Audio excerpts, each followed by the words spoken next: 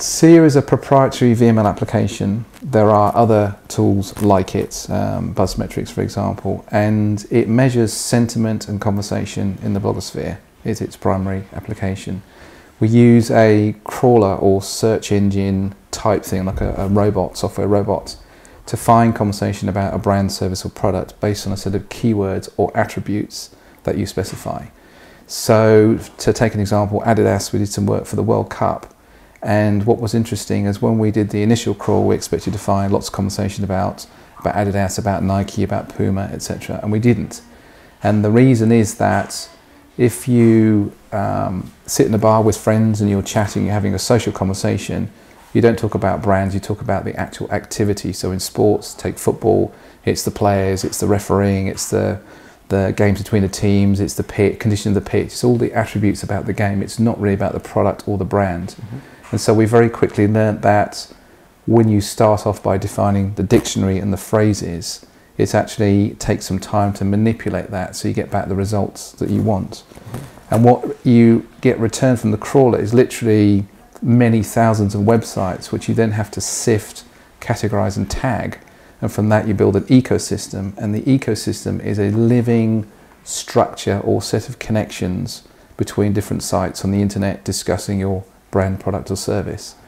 And then SEER tracks that conversation and identifies the nodes or the most influential sites or blogs where conversation is taking place that you might be interested in or have the opportunity to seed or influence that conversation in some way.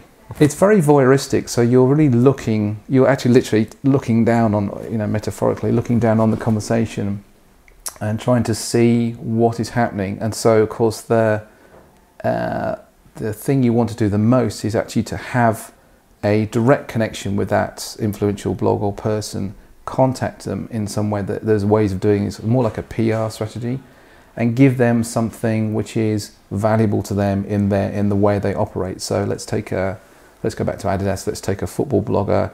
They're interested in Chelsea. They're mad for Chelsea. If you had a piece of information that they would deem to be interesting or important, or gives them kind of first to announce, so kind of bragging rights, then you should be transparent and say, hey, it's Adidas here, we've got something about the new Chelsea strip, a new boot releasing for Drogba, whoever it is, and say, we're going to give that information. It's up to you whether you post it, what you do with it, and that person then obviously all the other connections and links to their site, they see that person's got a piece of information quite clearly from Adidas, and they become the center of the conversation. So you're then influencing the connections between that site and the other sites that are linking or connecting to it.